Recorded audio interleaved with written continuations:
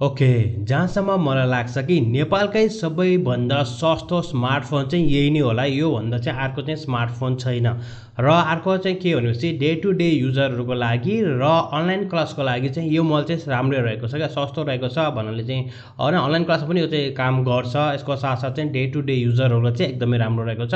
And same thing if I'm not wrong होइन, this is the one mobile जुन चाहिँ तपाईँले चाहिँ सबभन्दा सस्तोमा चाहिँ नेपाली बजारमा चाहिँ परचेस गर्न सक्छ। त्यो पनि स्मार्ट मोबाइल रहेको छ। र अर्को चाहिँ यसमा के रहेको छ भने तपाईँले चाहिँ ब्याट्रीलाई चाहिँ रिमुभ पनि गर्न सक्नुहुन्छ। सो रिमुभेबल ब्याट्री रहेको छ। ब्याट्री ब्याकअप चाहिँ ब्याट्री पनि चेन्ज गर्न मिल्छ। यो चाहिँ होइन छिट्टै हामी चाहिँ यस्तो खालको चाहिँ देख्दैनौँ। सो आजको भिडियोमा चाहिँ हामीले यसकै बारेमा कुरा गर्नेछौँ।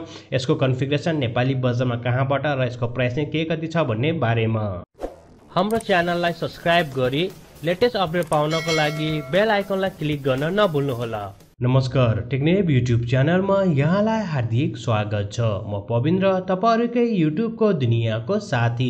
नेपालमा चाहिँ एकदमै सस्तो स्मार्टफोन चाहिँ अहिले चाहिँ लन्च भएको छ होइन। नेपालकै सबैभन्दा सस्तो स्मार्टफोन चाहिँ जहाँसम्म मलाई लाग्छ, यदि अरू मोबाइलहरू छ भनेपछि कमेन्ट सेक्समा चाहिँ कमेन्ट गरिदिनु होला त्यो मोबाइल चाहिँ कुन चाहिँ रहेको छ है। यो चाहिँ एयरटेलको हो, जुन चाहिँ इन्डियन कम्पनी हो। एयरटेलले चाहिँ एउटा आफ्नो एज सिरिजको चाहिँ A48 लाई चाहिँ नेपाली बजारमा लन्च गरेको छ, जसमा हामी चाहिँ युनिसोककै प्रोसेसर देख्न सक्छौँ भने चाहिँ 3000 mAhको ब्याट्री ब्याकअप रहेको छ। डिजाइन र लुक्सको यदि हामीले कुरा गर्ने हो चाहिँ पछाडिपट्टि तपाईँले dual camera with flash LED लाइटलाई देख्न सक्नुहुनेछ भनेपछि हामीले चाहिँ अगाडिपट्टि चाहिँ वाटर ड्रप नोजलाई देख्न सक्छौँ। र हेर्दाखेरि चाहिँ ठिकठाकै छ। हेर्दाखेरि चाहिँ डिजाइन लुक्सको चाहिँ राम्रो नै रहेको छ। यस्तो नराम्रो भन्न मिल्दैन, बट या प्राइस लेभलको हिसाबले पनि हामीले कुरा गर्न पनि हुन्छ। डिस्प्ले साइजको यदि हामीले कुरा गर्ने हो भने पनि 6.1 इन्चको चाहिँ आइपिएस एलसिडीको साथमा चाहिँ एचडी प्लसको रेजोल्युसन दिएको छ। साथमा हामीले यसमा चाहिँ 2GB को ऱ्याम र 32GB को स्टोरेजलाई देख्न सक्नेछौँ। र तपाईँले चाहिँ 64GB सम्म चाहिँ स्टोरेज चाहिँ भर्न सक्नुहुन्छ। 2GB चाहिँ ह्याङ हुन्छ भने चाहिँ तपाईँ डराउनु भएको होला, किनभने चाहिँ अहिलेको स्थिति हामीले कुरा गर्ने चाहिँ मिनिमम 4GB चाहिँ हुनैपर्छ। बट यो चाहिँ एउटा गो एडिसनको एन्ड्रोइड युज गरेको छ। सो गो एप्सको लागि चाहिँ त्यति धेरै चाहिँ हुँदैन, लाइट एप्लिकेसनहरू चल्छ। र यो मोबाइलले त्यही हो, लाइट हो, लाइट एप्लिकेसन चलाउनको लागि बनेकै मोबाइल हो। So fine, it's okay. र हामीले चाहिँ प्रोसेसरको हामीले कुरा गर्ने चाहिँ अब युनिसोककै प्रोसेसर युज गर्छ, जुन चाहिँ अब त्यस्तै हो। युनिसोकको प्रोसेसर इन्ट्री लेभलको मोबाइलमा चाहिँ यस्तै प्रोसेसर चाहिँ युज भइरहेको छ। यसको साथसाथ चाहिँ हामीले त्यसमा चाहिँ 5 मेगापिक्सलको चाहिँ डुअल क्यामेरा देख्न सक्छौँ। 5 मेगा अर्को चाहिँ रेगुलर रहेको छ भने चाहिँ अर्को चाहिँ हामीले चाहिँ 5 मेगापिक्सलको चाहिँ होइन सेल्फी क्यामेरा पनि देख्न सक्छौँ। 5 मेगापिक्सलकै रहेको छ। यसको साथ चाहिँ यसमा तपाईँहरूले चाहिँ रेगुलर नम्बर सेन्सरलाई देख्न सक्नुहुन्छ। फेस अनलक सिस्टम पनि यसमा रहेको छ। साथमा तपाईँहरूले यसमा चाहिँ फिङ्गरप्रिन्टलाई पनि देख्न सक्नुहुन्छ, जुन चाहिँ पछाडि चाहिँ फिङ्गरप्रिन्ट पनि रहेको छ। सेक्युरिटीको हिसाबले हेर्ने हो भने पनि यो मोबाइल चाहिँ राम्रै लाग्यो क्या होइन। फिङ्गरप्रिन्ट छ, फेस अनलक सिस्टम रहेको छ, रेगुलर नम्बर सेन्सर जुन हुन्छ त्यो चाहिँ त्यसमा यसमा चाहिँ राखिरहेको छ।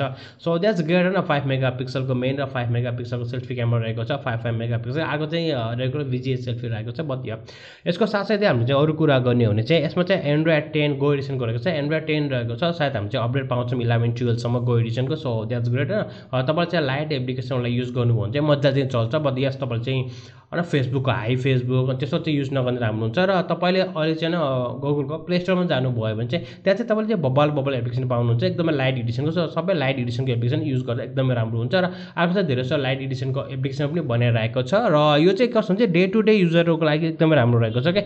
3000 mAhको ब्याट्री ब्याकअप रहेको छ। र रेगुलर चार्जिङ एडेप्टर पाउनुहुन्छ। युएसबी टाइप चाहिँ यो माइक्रो युएसबी रहेको छ। टाइप सी नभइकन माइक्रो युएसबी रहेको छ। रेगुलर नम्बर रहेको छ। सो तपाईँलाई त्यसको बारेमा चाहिँ के कस्तो लाग्छ न कमेन्ट गर्न सक्नुहुनेछ। रेगुलर रहेको छ। अब यसमा चाहिँ 2वटा सिमलाई चाहिँ पनि सपोर्ट गर्छ होइन। अनि भिडियो वाइफाई पनि रहेको छ। वाइफाई पनि यसमा रहेको छ। वालेट पनि रहेको छ। वाइफाई ब्लुटुथ सबै रहेको छ। 3.5mm को हेडसेट ज्याक पनि तपाईँले यसमा देख्नुहुनेछ। सो लिस्टको प्राइसको बारेमा यदि हामीले कुरा गर्ने हुन्छ होइन 2GB र 32GB को स्टोरेज रहेको छ, जसको नेपाली मूल्य चाहिँ 9590 रुपियाँ चाहिँ रहेको छ। तपाईँले सजिलो तरिकाले अफलाइन तथा अनलाइन मार्केटमा यो मोबाइल चाहिँ परचेस गर्न सक्नुहुनेछ। सो आइटेलको तर्फबाट होइन आइटेल A48 चाहिँ नेपाली बजारमा आएको छ, जसको प्राइस चाहिँ अन्डर 10,000 रुपियाँ चाहिँ राम्रै म मान्छु। तपाईँलाई चाहिँ के कस्तो लाग्छ कमेन्ट सेक्सनमा चाहिँ कमेन्ट गर्न सक्नुहुनेछ।